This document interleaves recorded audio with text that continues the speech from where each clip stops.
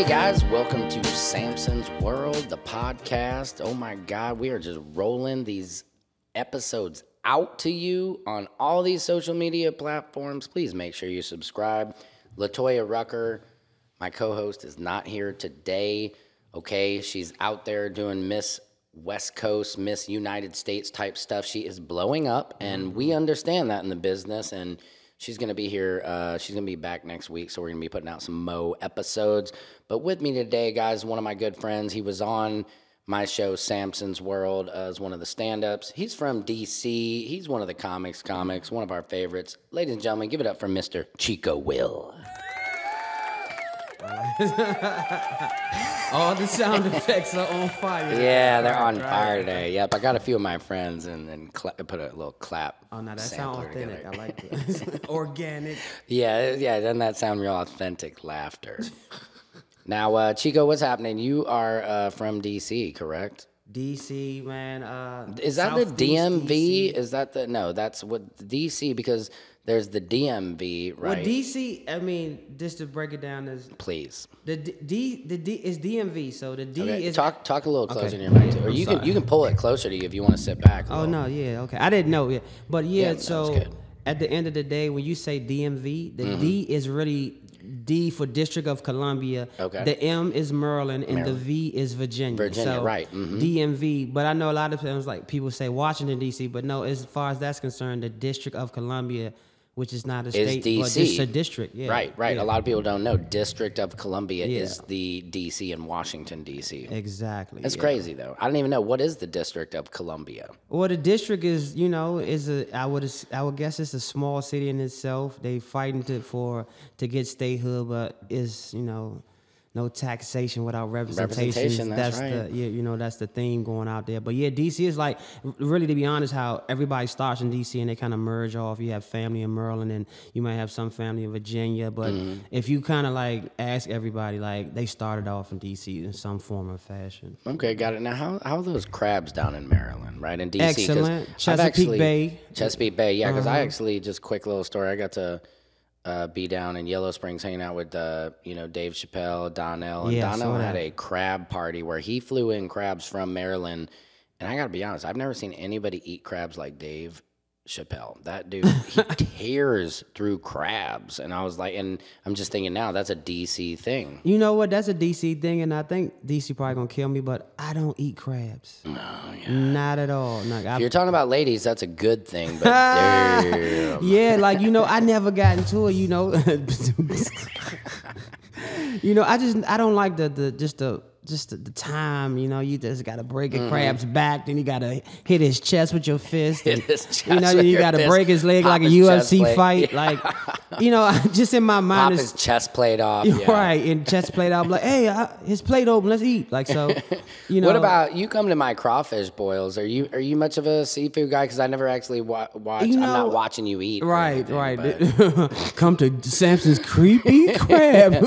Are you eating? Right, what are you doing with your mouth? What are you doing? Hey, yeah, whoa, wait. That's easy. A pause, right? Yeah, pause. Yes. So, nevertheless, I just, I eat shrimp. I might eat, as everybody in DC know, we all eat the snow crab legs, the legs, But I love snow crab legs. Yeah, but as far as the crabs, I really never ate them all my life, and trust me, every weekend in DC, someone's buying a bushel of crabs, trying to find the best deal. They got the wharf that's renovated now, so they that's amazing. Yeah, man. So do you have any fishermen in your family and all? Yes, man. Like I grew up fishing. Like my mother's father, I stayed with my grandmother, so they were kind of like living a country city life where like I used to have to go down to my grandfather had hunting dogs, clean out the bin. We go hunting, fishing, like what I'm saying? Because I think like in I guess what to say, anywhere around the Bay Area, I think it's trout, spot.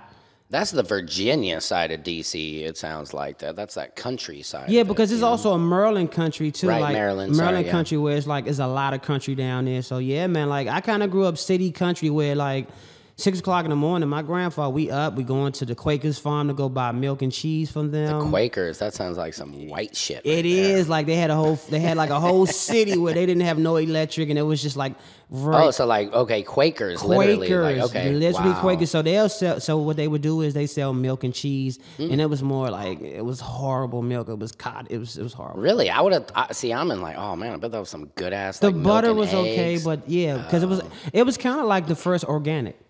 Oh yeah, and they're making it in a way where it's like, no, it's not the good shit. Yeah. It's just not tasty milk. No, as soon as we come from the farm, like, hey, any chance we can go to the grocery store and get that type of milk? Like, that's funny. And what kind of stuff were you hunting? Oh man, deer, rabbit, some venison. I love venison. Yes. That's just good. I tell people like I can probably clean every animal, to be honest. Like, if you kill it, serial killer. Yeah, if you kill it, I can get it clean, and we shave it. And sometimes with the squirrels, what you do is squirrels down the middle, almost like a fish type thing. But yeah, man, yeah. Damn, so you can clean any animal. That's pretty crazy. For the most part, yeah. What is that hard to do? I just personally feel like I could not do it. I have a real hard time with real blood and stuff like that. That's the thing, that's real. When you kill it, yes. do that, and then eat it, you're a man. That's a crazy thing, because especially like with like deer, that sometimes you got to take it to this actual spot where they do it, because it's just like you said, it's too much. You can't do that in your basement. Oh, right, yeah, exactly. Chico, like, what's going on here, man? Right, why you're so like, much plastic and blood? Right, what happened to your girlfriend, bro? Where's your grandma? Where's grandma? No, that's terrible. Right, where's grandma? Where's grandma? Right. That's crazy. This yeah, chicken is tough. Like, tastes grandma-ish. Right? Why is can I take a shower? Chico, why is there blood spatter all over the shower? Like, what the hell is going on? I mean, that's crazy. So where do you do all that? And because that's a lot. Most of the hunt was kind of like, I would say, like in it's like Browns County. I can't think of the county, but it's like far down Place La Plata. Like people in DC know what I'm talking about. Like Place La Plata. It's like a lot of hunting down there. And also like it's just a little bit of hunting, like, because sometimes it's woods in a residential area, and you hear people shooting, or they're hunting like Piscataway and Clinton, right. Maryland. Like y'all know what I'm talking about. Right. Where the horses is. Mm-hmm. I'm from Missouri, St. Louis, so I mean I you grew ride up horses? shooting guns. I do ride. I didn't have any horses, but I rode horses. Okay. It shit hurts your ass after a while. I can't really ride a horse Did you ride a lot of horses? You know what? Let me just pause that. I kind of laugh. I didn't like how that came. when this come out, it was like Chico was like, he ride all the horses. So no, that's it. I said pause just for the people watching this. This is gonna be the promo right here, man. Yeah, do you ride horses? You ride horses right. On the next Samson World. But yeah, I think like that's kind of like a hobby in DC to go to the horse and like pick a horse, whether because I think the thing is you get a beginner. Mm-hmm. Intermediate, or you get the advanced horse. So like, yeah, I've rode horses like at Piscataway. I think it's Piscataway horse thing. Like, so yeah, it's fun and it's dangerous as well. It is, man. You can get kicked off a horse if you get an experienced one and you don't know how to ride it, and you can't really control it with the reins. Because that's it. Just the reins is the control. It's scary because I saw people. I go to camp and ride horses, and they would get kicked off a horse. And dude, you don't how you go around them. You got to make sure to tap their butt as you go around so they know you're there, because a horse kick is over. That's what happened to what's the guy who played Superman, right? Christopher Reeves. I think the thing went up and then fell on him, right? Man, yeah, something like that. Broke his neck. I mean, dude, I remember that news because I love Superman. I love Christopher Reeves, man. Yeah. I mean, he was the Superman, and man, that's just tragic. Just to go from Superman to a head. I mean, literally, man.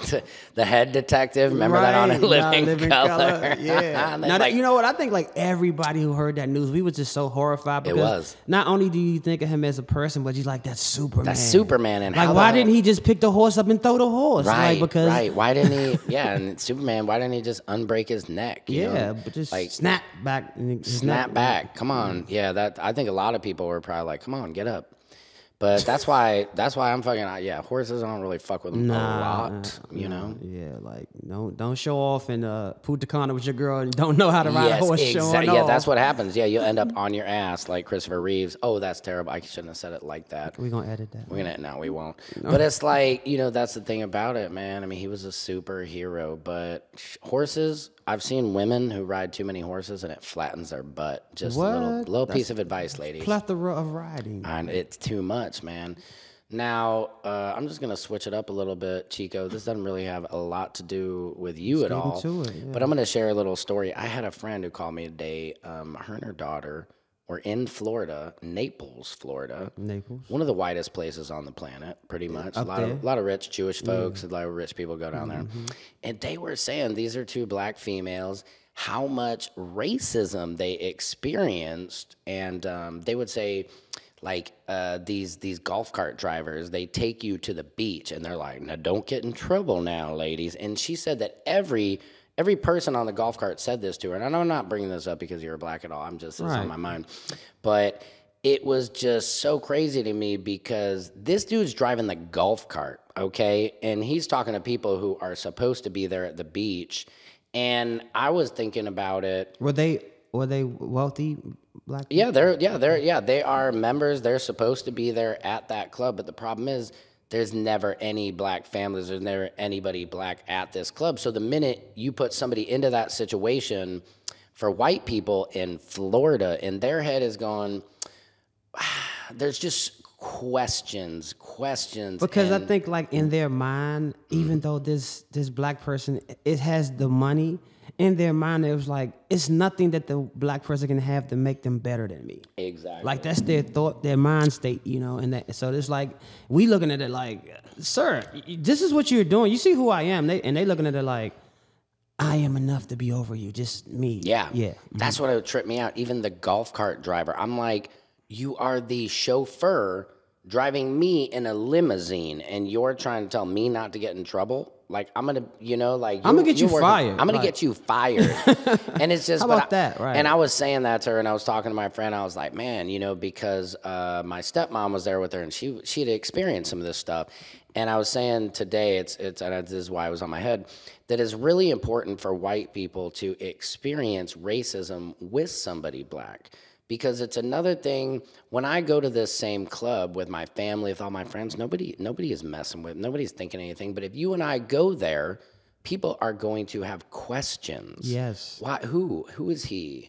Who is that with it? You know, and that's the shit that really because I guess you never see it, because if you're in your white element, it's like, why would it be shown? Because it's not a conflict. Exactly, and that's hard, and you know, that's what I realized. You know, the epiphany is, you really have to be there to witness it, so you can be part of it. And until you are, you can be an ally. You can want to be down. Because it doesn't make sense to you mentally when you roll it through your head, like, this doesn't happen. And only reason it doesn't happen because you're in an environment where it's like no need for it to happen because there's no other race there to have a... Because if just... And then this is any race, it's not white people. If two black people, two white people having an argument within their environment, it's the same people. But even if a white person come into a black neighborhood, and vice versa, the tensity is not as intense because there's another person there that's not us. Right. There's questions. I mean, I know if I go to...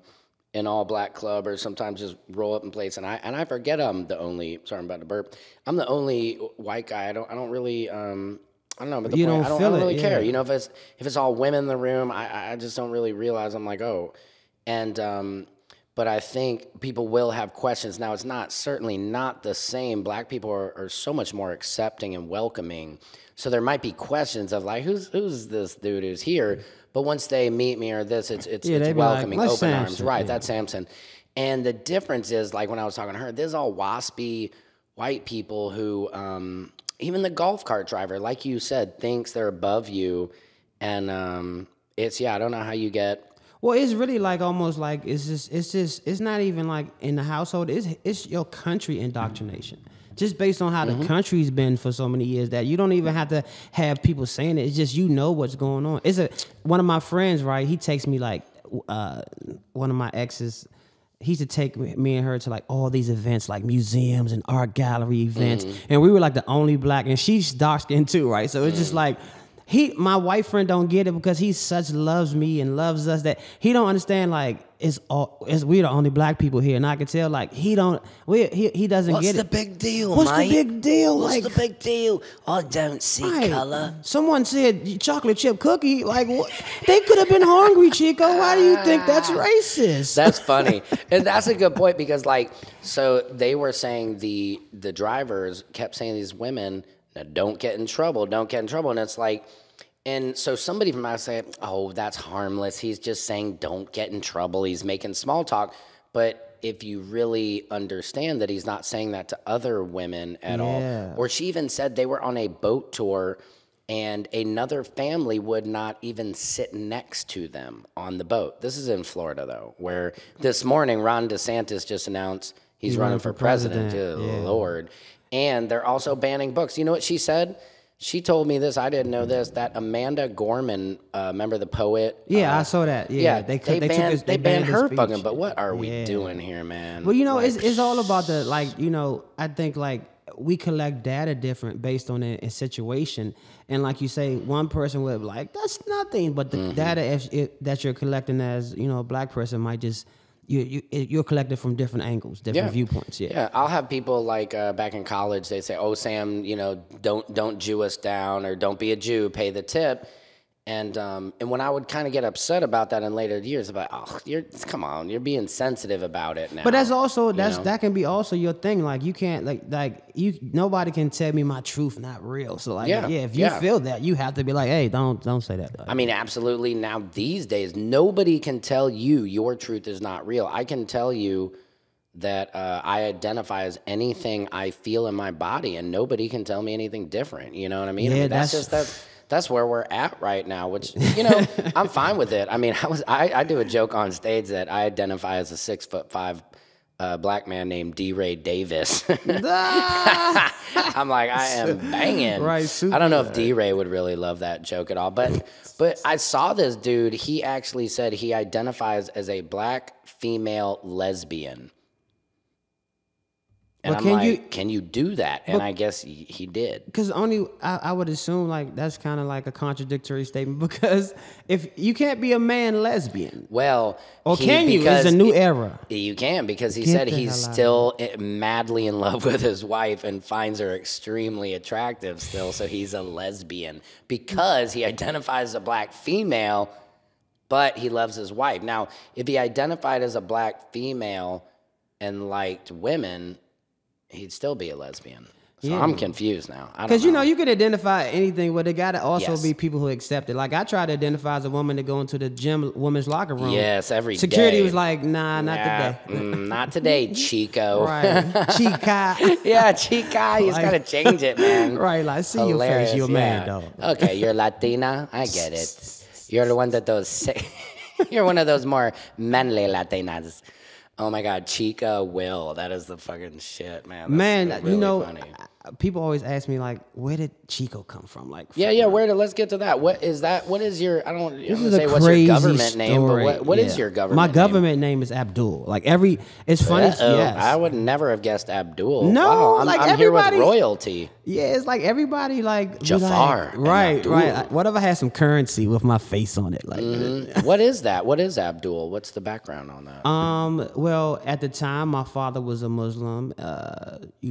He didn't stay. Assalamu alaikum. Wa alaikum salam, rahmatullah. So, right back at you. Abdul means servant of God. Actually, it's not really such thing as Abdul. It's really Abdullah. They kind of Americanized Abdul, so you just say servant of, and you just assume that is God. But the actual thing is Abdullah, servant of God. That's what Abdul means. But really, what happened is when I was younger, me and my friend chasing women in the club and stuff. So we run across these Puerto Rican chicks, right? So it was a Puerto Rican club in D.C., and they was like, my man was like, you gotta have a Latino name because you can look Dominican. You could say you Dominican. Yeah. And I'm like, okay, are you sure about this? He's like, trust me, dog. So his fake name was Chavez, and my fake name was Chico. So we would be in there like we don't sound Dominican enough, just sound like regular black people. So, right. but we was getting chicks like that. So I've been, and really? So it just so happened. Sounds like you guys had jackets and stuff, and like Starsky and Hutch. So we're going there with we'll hola them to death or whatever basic Spanish word we had. Them to death. That we just use anything. So like we was really getting some chicks. So just so happened like right after that, I started doing comedy. So I'm like, I'm gonna stick with that. And my last name's Williams, so I just like cut it to Will. Oh, interesting. Okay, that's nice. Yeah, it's interesting how many comics people don't realize. A lot of comics do change their names. When they get out here. I mean, Red Grant name, not Red Grant. Really, what's Red's name? His name is Rodney. Rodney, that's something, right. Yeah, you're right. DC. And what about Adam Hunter? Adam is like Leibowitz. He's Jewish. That's not his name. No, Adam Hunter. Nah, man. Get that? See, no, Adam. See? No, it's something. He's Jewish, and shout out to Adam Hunter. He's one of the best joke writers in the game. Super funny comic. But yeah, I mean, like Skylar Stone. Like his last name is Skylar Klapner. So, Jamie Foxx. Jamie Foxx is really Jamie Spielberg. He's Jewish too. What is Jamie Foxx's last name? Eric Bishop. That's Jamie Foxx's real name? That's Jamie Foxx's real name. That's one of my idols. So okay. No, Jamie Foxx. Shout out to Jamie Foxx and, good recovery, healing vibes to him, health, yes. He's one of the most talented people on the planet. I mean, pound for pound, he's won every award. Comedy, music. I mean, played Ray Charles. I mean, there's probably not a more talented actor out there. All around, around. Like Will Smith can't sing. He can rap. But Tom Cruise can't sing. Yeah. He can Scientology. Al Pacino can't sing. Hey, what are you talking about? I sing all the time. Hey, let me introduce you to my little friend. Yeah, I mean, none of these motherfuckers sing, right? I mean, who's the biggest? Who's the biggest movie star right now? The Rock? Rock don't fuck The Rock. Yeah. He did You're Welcome. He did in Moana. He sang. Yeah, he did. Shit. He did sing in Moana. That was auto-tuned to shit, though. That's not his real voice. Know it was. Mm-hmm. Yeah. You already know. That's good, though, Chico. So Chico Will is the name. Chico Williamson. So I like that. Chico and Suave, man. Because you know what's funny? It was another guy when I first started doing comedy that he started 2 years after me, and he was named Chico. I think Whack. I can't think of the name of it. There's another dude named Chico? But he ended up changing his name, because he was like, hey, Chico, like, you just got more fan base than me. I don't want to be under you. But then it's crazy. You out-Chico'd him. Good but work. Now I'm getting out-Chico'd by Chico Bean. Oh, shit. Oh, Chico Bean. Yes. Yeah. So it's so many times when people be like, hey, man, we want to have you on our show. Like, how is 85 South? And I'd be like, hey, That's it. Send a deposit. No, I'm just playing. Here's my Cash App. It was awesome. But no, That's right, Chico Bean. Yeah, I've had a lot of encounters. And the thing about it, Chico Bean is from DC as well. So double snafu. So how do you feel? I mean, there can be two Chicos, right? You know what? Is that his real name, or you think he's fucking from the Latino scene too? He might been in the same club I was in DC. That'd be so we just funny. Didn't know each other at the time. Right, and you're both there at the same night, like I think. But no, he's a good dude too, man. Yeah. I talked to him, you know what I'm saying? He said the same thing. He was like, when he started, he was like, hey, you Chico Will? And of course, like, he kind of got bigger than me, but much love to the brother, man. DC in the building, wherever we at, man. That's right. Chico Bean, what's up, boy? Yep. And you know what? I think DC could maybe take claim to some of the producing the funniest comics on the planet. Come on, man. I mean, you got Dave Chappelle, you got Donnell Rawlings, you got Tommy Chico Davidson. Will, Tommy Davidson. I mean, there's a slew. Pat Oswalt. Patton Oswalt? He's from DC. Or Patton Oswalt is? The one with the little short dude. Ratatouille, right? Yeah, Ratatouille. Yeah. Whitney Cummings. Whitney DC. Cummings, okay. Yeah, Whitney Cummings from DC. Okay, I didn't know. Brandon Brody's from DC. Brody, you know. Yeah, of course, DC. the God, Dave Chappelle. The God, Dave Chappelle. Yeah, I mean, Red Grant. Martin Lawrence. Martin Lawrence. Damn, DC. In the heavy, man. Yeah, I mean, that's what I'm trying to mean. Out of St. Louis, I mean, shit, man. I got like... The Tory brothers. Yeah, the Tory brothers, yeah. Shout out to both the Tory brothers. Tahir from St. Louis. Tahir Moore is from there. Nikki Glazer is... Nikki Glazer from St. Louis? Yeah, she is. John Goodman is from St. Louis. Come on. Mike Glazer is from St. Louis.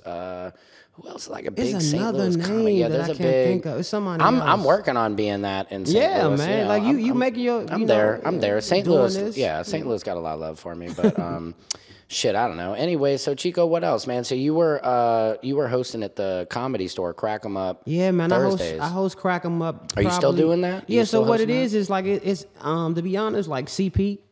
He's probably like the main host. Is that racist? Okay, CP. Okay, I knew you was going with that. That's funny. he didn't hit the T at the end. Sorry, Sam. No, Sam the racist. Yeah, so like, we kind of like take turns, like I hosted like 2 months because he's out of town doing stuff, and then he'll do it. They have Eunice hosting, and they have a few, but I hosted probably like twice a month at the Comedy Store. Crack 'em Up, Thursday nights, 10:00 shows. Shout out to Michelle Murdoch and Uncle Levi running the door. Uncle for Levi, like 18 years. he may be a vampire, so yeah, it's like he might be. Yeah, he's like a pimp vampire. He's a pimp vampire. Yeah, So that'd be a good movie. That would Vampire Pimps from Hell. Yeah, The Tales of Levi. The Tales of Levi, man. And he's just flying there with his old little 70s suits on, like I'm the. Yeah, exactly. But so man, I host that, and really, man, just doing a little bit of writing in the city, and How does that help you being at the Comedy Store all the time? Do you find yourself? Do you battle to get noticed by like club owners, stuff like that? It's kind of. I mean, you're there. You're in the mix. I'm there, but to be honest, like, just to be frank about it, like every club kind of has like a quote unquote black night. So yeah, let's talk about that a little bit. Yeah, so like to be honest, like as a black comedian, you just can't be there on that night. So I go up there, just hang out. I've did a few spots on other shows because you want to like pretty much end up being a paid comic. And this the LA run where you do a developmental spots and from I guess the improv and all that, and you end up being a paid comic. If that's the lane you choose, a lot of people don't even care about that. But it is. I realize the paid regulars at the Comedy Store, the improv. They are getting booked. They are constantly on their Instagram. They're on their podcast. They are getting pushed. People, Steph Tolev, even David Lucas with the song Kill Tony. So sure. I mean, dude, David Lucas, he's a great comic. Went to Austin. He's in there with. He was Joe Rogan. He was the first comic to perform at his mother's shit show. Man, shout out to Dave Lucas. Yeah, David Lucas is doing his thing. I think he's from Alabama. No, he is, man. And the thing about it, though, it goes back to what you just said, the black rooms. That's something that, I did a article with the Hollywood Reporter, which people can't see, it's hanging on the wall back there, which actually this guy, Seth Abramovich, put him on blast. Did not include me at all in the article, even though I walked him into the Comedy Union, walked him into Crack 'em Up, walked him into the Ha Ha, walked him into all these, walked him into Mundare's, shout out to D. Ray Davis again. Shout out to all D-Ray. of these rooms, and he writes the article like it was him that knew all about this. So he took all my connections. I brought Nichelle Murdoch was in it, Enz Mitchell, shout out Comedy Union. He's like, Sam, he's like, thank you, but you will never get them to step foot into my club.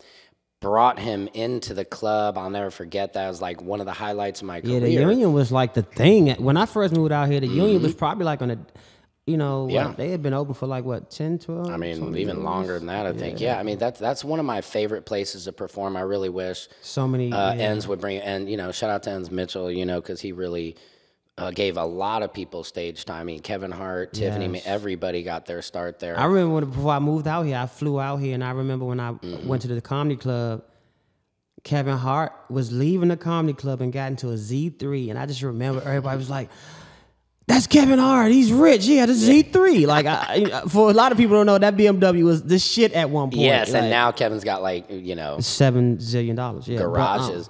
But that's the thing. So when I did this article, the thing that's so interesting about it, and I've almost my whole career as a thesis on this, is like, why do we have to have black rooms? The funniest comedians on the planet, for the most part, are black. And I'll even admit for myself, I rip from black comedians. That's been my whole career is, in a way, appropriating, people will call it. But I like to say I have appreciation, not appropriation. Yeah. It's hard. I've taken so much. Black culture has given me the way I talk, the way I sing, my swag, everything I do on stage. And then it's me. But it's like, you think about it, Dave Chappelle, Chris Rock, Donnell Rawlings, Leslie Jones, Tiffany Haddish, like the funniest people, and I'm missing a bunch, are usually black comedians, right? So why are there black nights? Why are there not have to be white nights? Because these clubs are all owned by white comedy club owners for the most part, except for, Enns Mitchell, and I'm sure there's more, but why, when black people are the funniest, is there the need? We were just talking about that. Ruben Paul and Tony Rock, we was talking about it the other night, and Ruben Paul made a great observation. He said, if you have 3 white comics and 1 black comic, it's just a comedy night. But if you have 3 black comics and 1 white comic, it's an urban night. Yes. And he was like, why is that the dichotomy where it's like, you won't label the white show a white show, but you'll label the black show because an urban show where it could just be like another show. Yeah, and I even always hate that word urban. I mean, it's so dated now. I would joke. It's super dated. Yeah, the definition of urban is a densely populated area. So it's like to refer to all black comedy as urban, it's just silly. You know what I mean? It's like calling a black woman ebony. Like, hold up. Even you older, you watch porn. There's no middle with that. Like, I would almost call it just black comedy. I would say, there's no comparison like in Living Color. I mean, like, look at Jim Carrey. Jim Carrey is a reflection of black culture and black comedy. The laughs he's able to get, the height of his hilarity, it's like, when you see Donnell Rawlings perform, he's one of the few comedians who actually hurts your cheeks hurt from laughing. Your stomach. Donnell is it's hilarity. I would say and I've been out here quite a while. Donnell is one of those comedians who takes the chances that other comedians dare not do. Yeah. And that's what makes him a beast. His material is stellar too, but Donnell be out there taking chances. Yes. Like, he's willing to push your pen and push what you thinking about in the moment. And that's rare out here because, a lot of people, they might do their same set 25 years in a row. Yes. But Donnell, that night before he get into his set, he gonna say something crazy that you like, I would have thought of that, but I would have never said it. And his pen game is heavy, so how he presenting it is still intelligent. You know what I'm saying? So you will never see 2 of the same sets, and I think that's an interesting point too. There's kind of 2 types of comedians. There's either you're scripted and your set is exactly the same. I've seen Ali Wong perform. She's one of the funniest comedians. Oh my God, and it's scripted. The improv is scripted. She swaps it out for whatever celebrity is there. The ad-libs are scripted, but they're brilliant. And then you have somebody like Donnell who has his material. And Donnell really taught me this. The first time I got to perform with him, he, we knew each other. And Donnell's always generous with he will put you on stage. Now, if you bomb, that's on you. But the first time I got to perform with him, Daphne Springs was there, a couple other comics. And he goes, you want to go first? And I'm like, I don't care. Put me wherever you want. He goes, okay, cool. I was testing you. That's good to hear. Because most comics are like, I'm not following. I'm not, blah, blah, blah. I want to be third. Or, no, you got to be willing to go up whenever. And then he made me smoke some weed. And I was like, dude, I do not smoke before I perform. This is not. He goes, smoke this or we're going to have a problem. It's like training days. Like, I didn't know you got wet, Sam. And man, and then I said, and then he goes, and I'm like, he's like, you ready? Yeah, I got my set list. He goes, fuck your set list. He says, fuck your set list. And that night really changed my stand-up because I have a set list and I want to do this, I want to do this, I want to do this. But now I go up and I just let it happen. I know I have my material, but I just let it happen and let the moments, the improv happen. And those are my best sets. And I'm kind of in the middle. Like with me, like I have a set because to me, like before a show, usually I probably run like 12 jokes. I'm not going to do 12 jokes, but I don't know what joke I'm gonna go to. So out of those 12, it's going to be the set. So sometimes I'll have them in order, and I get off the stage. I'm like, oh, I missed one, because sometimes, like you say, I might have to do an ad lib and I might not make it, but I always try to have a set list. But as an older seasoned comic, you have so many jokes in your head that you can really like look at the room and be like, I'm gonna do these. Right. Yeah. It's like almost about having a catalog ready to go. Yeah. And I think, Dave Chappelle said that, man. I was talking to him in Yellow Springs out on this porch, and I said to him, I said, the first time I think it was Brian Regan, a comedian at Comedy Works in Denver. I said, man, I saw him once. First set, oh my God, amazing. The funniest shit I've ever seen. Saw him the second time, exact same material. And I said to Dave, I said, it kind of took the wind out of my sails a little bit. You know, I was like, the magic was gone a little bit. Mm-hmm. And he said, that's when I saw the magic. So it's kind of interesting just to see. And, you know, for me as a comic, I was like, oh, man. Because the repetition. Yeah, here's the greatest of all time. And he's actually telling me the opposite of, like, where I didn't see the magic, he saw the magic. So am I like, are we two different types of comics, or do I need to see that magic? Yeah, that's a tough you know? question right there, because crazy. It's not really a blueprint, you know? But I will say like how Chappelle is to me like the perfect brew of DC comedy.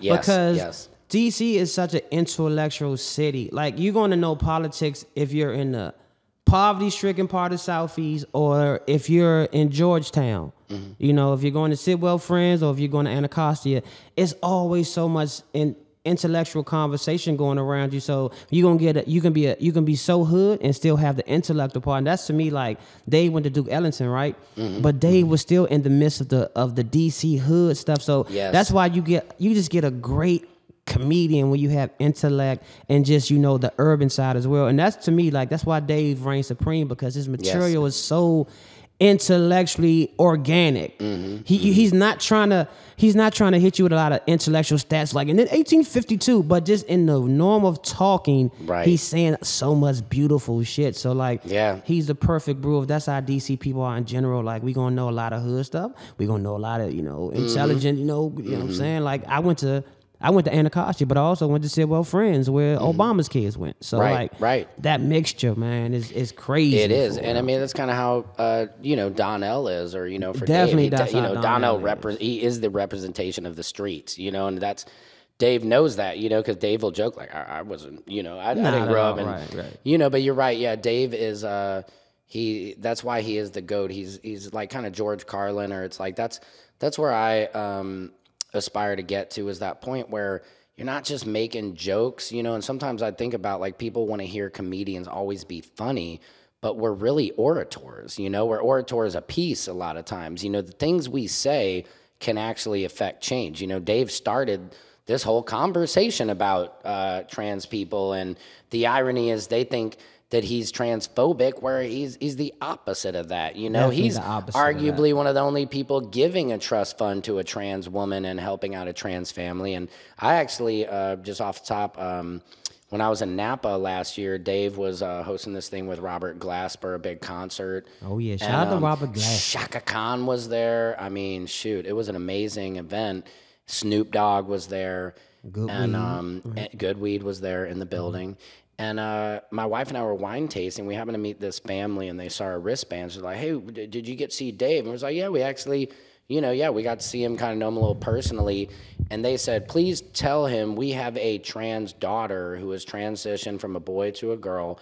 And we love Dave. We love what he's doing. And please tell him to keep going and keep telling the truth. And I just thought that was so important and cool, because I thought this family was going to be like, yeah, tell him to go fuck himself. Because I've had women, you know, I had another woman I came off stage, and she's like, tell Dave to fuck himself. And I'm like, yeah, I'm going to be This is a regular woman or a trans woman? Well, her daughter was transitioning. So I've had both approaches, you know what I mean, to people being like, tell him to go fuck him. And I'm like, no, I'm not going to do that. Yeah, because, you know, like, even in his set, he's explaining how he had a it's like, for you to be mad, you don't even, you're not listening to the set. You didn't watch. That's the problem. That's the problem with the closer, is people who can't stand him, think he's transphobic. They didn't watch it because it's like, Chick-fil-A, I'm not going to even eat their chicken sandwich. Well, then you can't really know that it's the best chicken sandwich out there.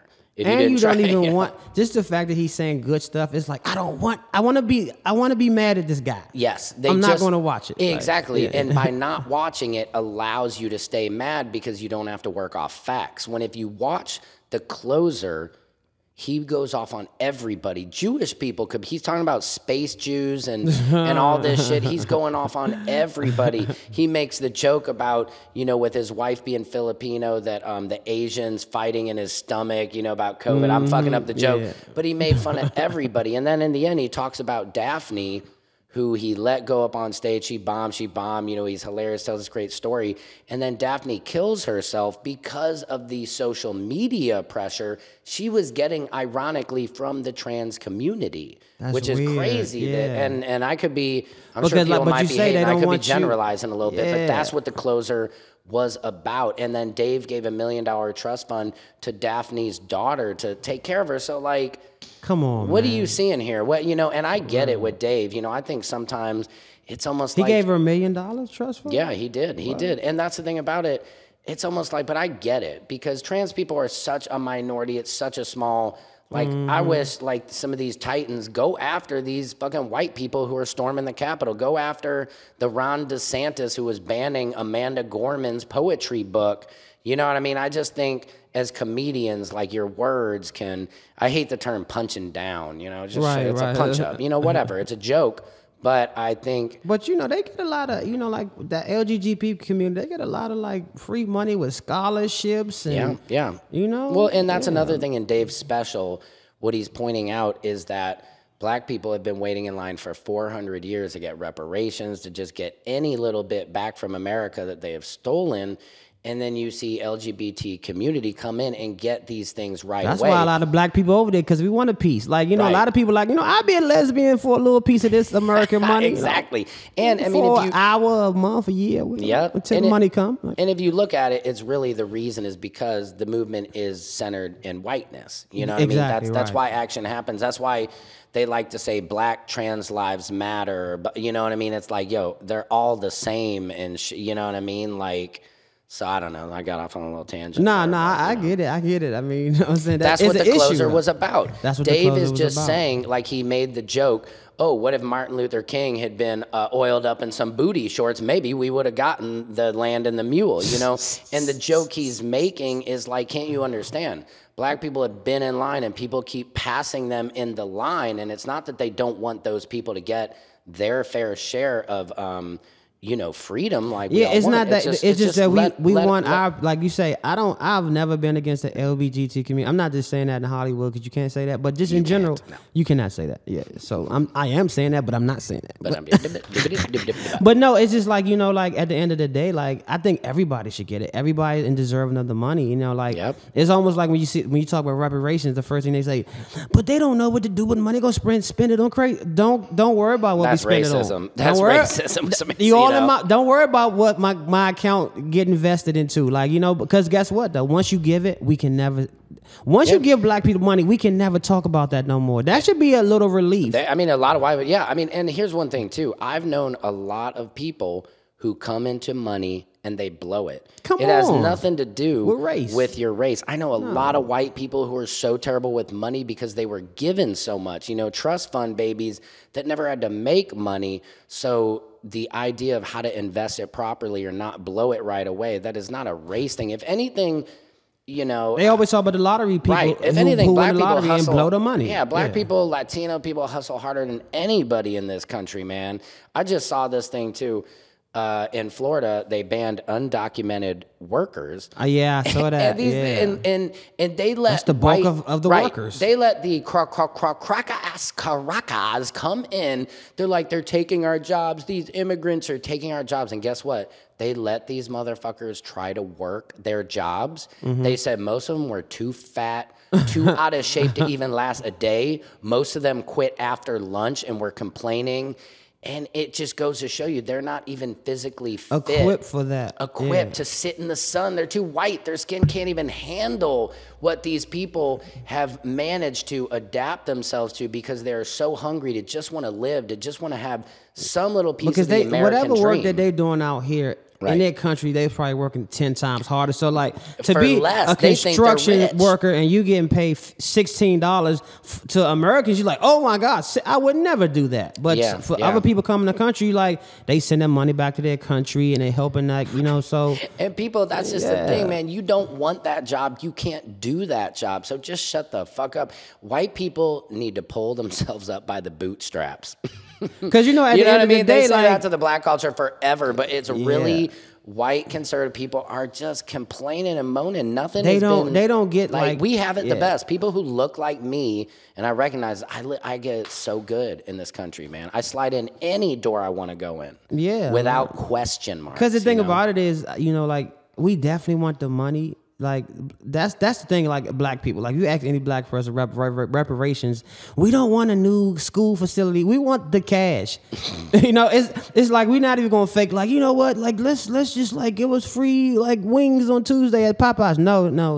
We let me get the. That's a trickery, right there, man. Popeyes. I'm not going right. Yeah. So I think at the end of the day, like that's the hold up. It's like how can we give these black people money and hate them at the same time? It's like that's difficult. It's difficult to give it because like you say, Asians they got their thing and they got their reparations. Yeah, so Jewish people I think got reparations and everything. I always say the reason free taxes for 20 years, something like that. Something, Wesley Snipes could have benefited from that. Yeah, he wouldn't have been in jail. No. I mean, I really think, and I'm for that shit. I think a lot of people are like, what? Well, that's not fair. This and that. But if you look at history, which we don't want to look at history, we're clearly wanting to erase it. Right. But it's like, something should happen, and it's never too late. I saw in California they were talking about giving every black resident $1 million. Yeah, that's why I identify as D. Ray Davis. But see, that's the thing. Like, as soon as they start passing out, there's gonna be a lot of black people. Like, yes, all of a sudden, all those. If you mixed, you black. Yeah, exactly. All the Brodies out here, hilarious. Yeah, man, everybody's come out of the workworkplace. I'm light skinned. Yeah, Can I have a check? Yeah, like I'm from Senegal. Like you're not from Senegal. Yeah, no, we need to see your 23andMe, son. All right, Chico, before we get out of here, I always like to have people call up somebody and act like you're in jail and ask to be bailed out. Is there somebody you think you could call? And I could call from my phone. I don't have nobody. Everybody, I only have 2 people. And they are going to cuss me the hell out if I call them. That makes great podcasting. And 2 of them got government jobs. They level 15. So dude, this sounds pretty good. But can you have them on? I don't even know it. You know who I can call? Who can you call, man? Let me see. We can dial it in. Call a friend. We're gonna see what type of shit is happening on this podcast. This is a segment. This is how I end my shows. I have somebody call to get bailed out of jail. Yeah, I had Joe Torre called his son Cameron Torre to get bailed out of jail, and Cameron's like, "Oh shit, can you pay me back though right away?" That's always a question. People are like, "But can you pay me right back?" And I'm actually pissed because that episode. All right, I know who. I'm gonna call a comedian. Mm-hmm. I want to call one of my uncles, but I know he gonna say something ignorant. No, I'm not gonna say the uncle. That might be good. Come on, man.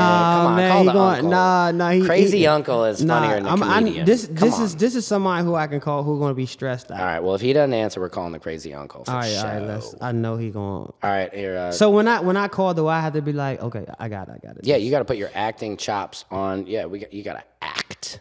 All right. Do you need the number? Yeah, let me see the number. I'll dial it up because we don't want to say it live on the air. We don't want to expose. Just face that phone towards me. No cameras can see it. Okay, here we go. And yep, okay. And we're oh shoot, I know this person. I've got their number. It's gonna think it's me. So tell them you're with me and we got arrested. Make it believable. Hello. Hey, what up? What up, Kyle? Hey, where you at? The spot. Man, I need some help, dog. Like me and Samson got into a jam. I was supposed to do his podcast, but we ended up getting pulled over. And I had something in the trunk. You think you can hold on 1 second. Yeah, hello. Kyle. Yo. Can you hear me? Yeah. Yeah, they sound like gonna be on the phone for like another 1 minute, man. I don't really know what to do. You just the first number I called, dog. I'm sorry to hit you like this, but and Samson right here, his phone dead. His family worried about him. Are you in Hollywood or? Nah, I ain't in Hollywood right now. Cause they said we need some bail money, and like I can get you back, but I just don't got it right now.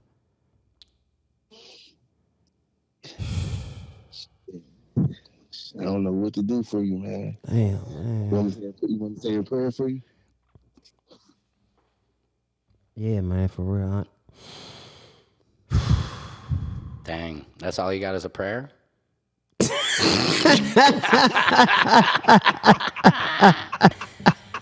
What's up, Cal? This is Samson. We're doing my podcast. I make people. A grimy. Yeah, what an asshole. So your currency was a prayer? I said a prayer. He didn't even give you thoughts. He just said a fucking prayer. Cal looked at his Bank of America account and be like, prayer. I don't got nothing. We'll get you back. Oh, man. I don't know what to say. What'd you say? I said, shit, we both got to get locked up in there. We overdraft again. You paused. So I said, is anything? You was like, you want me to pray for you, dog? Yeah. I don't know what you want me to do. Ain't been to church in years. No, I don't want you to pray for me. God don't. You ain't talked to God in a minute. Cal's Jewish. Oh, that's what's up now? We on the podcast. He was like, call somebody. I was like, who could I call? Who would be out there? Like, me and Cal talk a lot, but we ain't never talked about nothing serious like this. That's hilarious. Hey, listen, you got to pray for me. You got a prayer. That's right. In this business. That boy said a prayer. Might not have a friend, but you got a prayer. You got a prayer. Look, Kyle, you be like, let me call Chris Nee. He got a real job. He's like, nah, that's for when I go to jail. I can't give you my. That's my backup. That's my get out of jail card.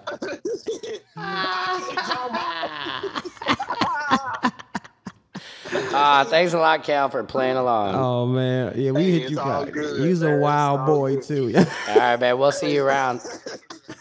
All right. All right, peace.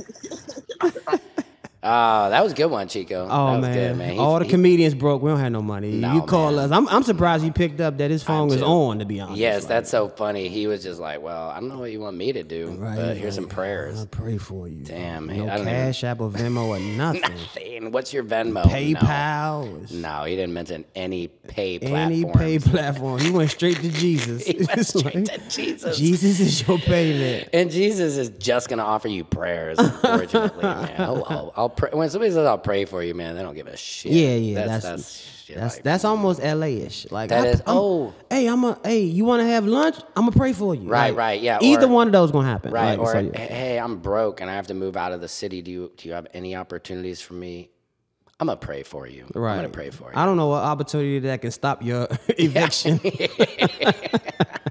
Not just that quick. No. All right, Chico, tell the people where they can see you on social media. Oh, man, you can follow me on CHICO World at all sites. I don't know why I always say streaming sites. That's in my mind, but like all the platforms on CHICO World. Also, too, man, I got a guitar short film that I'm coming out with, man. Okay. You know, a lot of people don't.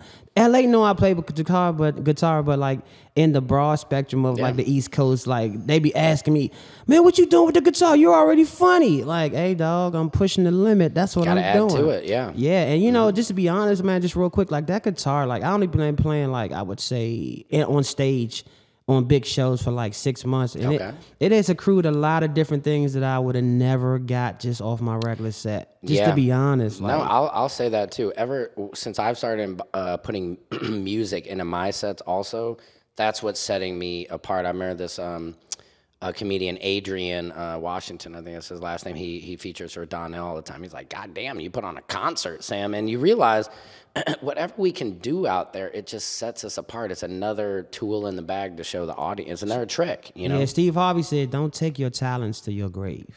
That's a good ass point, man. Yeah, like, don't, you know, like, because a lot of times, even with me with the guitar, like, I was just overthinking it. Like, what are they going to think? But at the end of the day, life too short to think about what another person's going to think about your life. Damn, don't take your talents to the grave. Don't That's some take your deep talents shit, to man. the Don't take your grave. dick to the grave either. Come use on, it. man. Yeah, use it, fellas. Get out Go there. raw. Woo, But yeah, man. Okay, but now. other than that, Go raw. I might be having a once a month that I might be doing out Woodland Hills, and we working on that now. But other than that, man, just out here grinding in the city.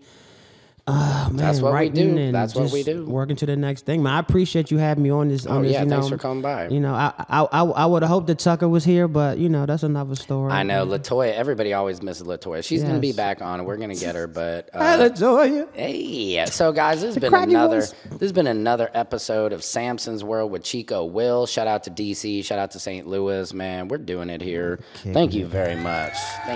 Thank you. Oh, man.